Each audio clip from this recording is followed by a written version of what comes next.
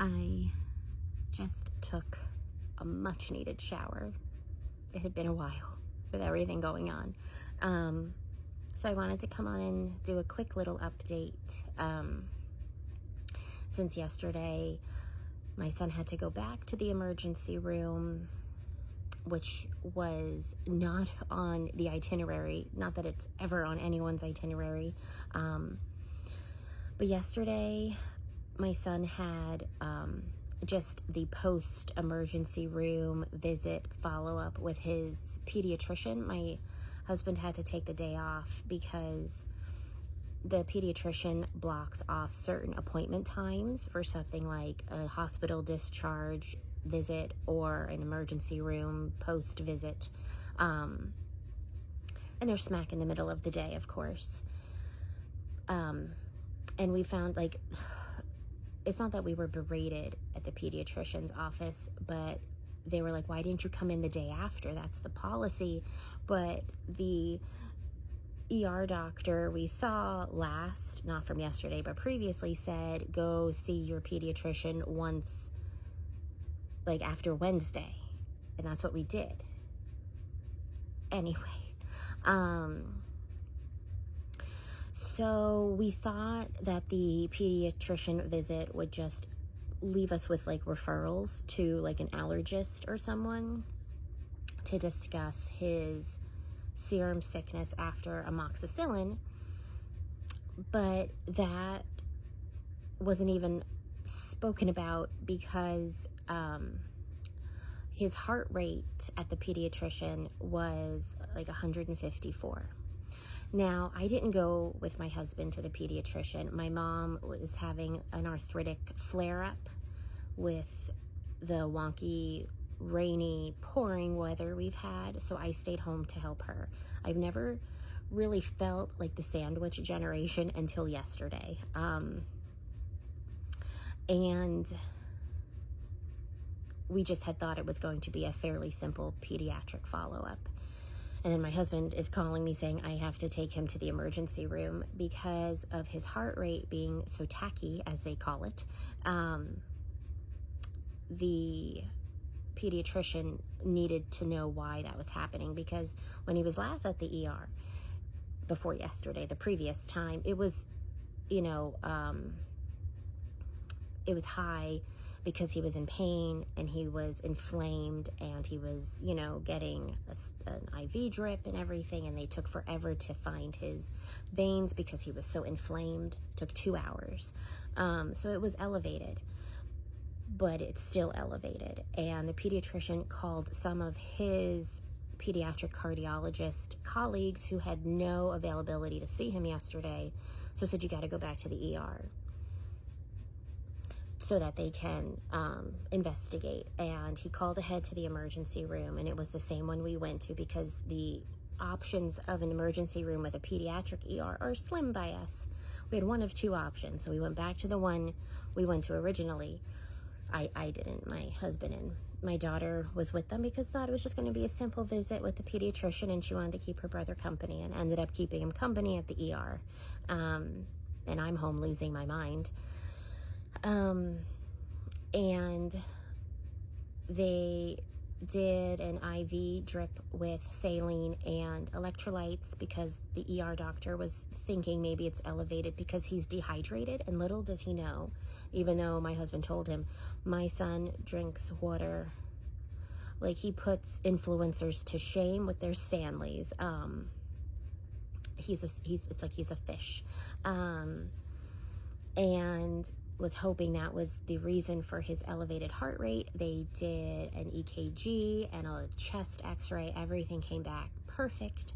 They took more blood work to compare with his previous blood work, and his white blood count cell was a little high. So they're thinking there's still a virus in him. It's a long story, which I'll try to circle back to in a second. But, everything else in his blood work was, chef's kiss perfect, luckily. So there was some issues with discharging him because his heart rate needed to get below 150. And they did 2 rounds of fluids, And after the first round, it got down to like 124. And with the second bag, it didn't get much lower than that. And the doctor's like, okay, fine, we'll discharge you. But it took an hour from that bag to the doctor coming in to look at his stats. And my son has anxiety. He has been having panic attacks with everything that's been going on with him. He's neurodivergent. And it's on, he has touch aversion. Like, this has just wrecked him mentally and emotionally. So he was getting extremely antsy about getting discharged, and his heart rate was going up. And when the pediatric ER doctor came in, who had the personality of nothing, but anyway, was like, oh, I can't discharge you. It's back in the 150s, which then sent him off into a panic attack, and it went into the 180s. So they had to wait, and wait, and wait. And the usual calm down tactics don't work for him. And he didn't have any of his comforts that help him in these moments. They were all at home with me. And there was discussion of, hey, we can discharge you with an AMA, but then insurance might not cover things. And eventually the doctor came around and saw that admitting him would not lower his heart rate. If anything, it would stay elevated the duration he was in the hospital.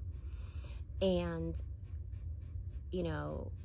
didn't feel 100% comfortable because he never knew what his resting rate was before all of this happened. And honestly, we don't either. But discharged him with the understanding that his heart rate was above the 150 because of anxiety, and that it had gone down eventually a bit. Still not anywhere near where it should be, but down. So hang on, let me get my thoughts. So he wasn't in the ER yesterday because of serum sickness directly. It was because of the tachy heart rate. Now,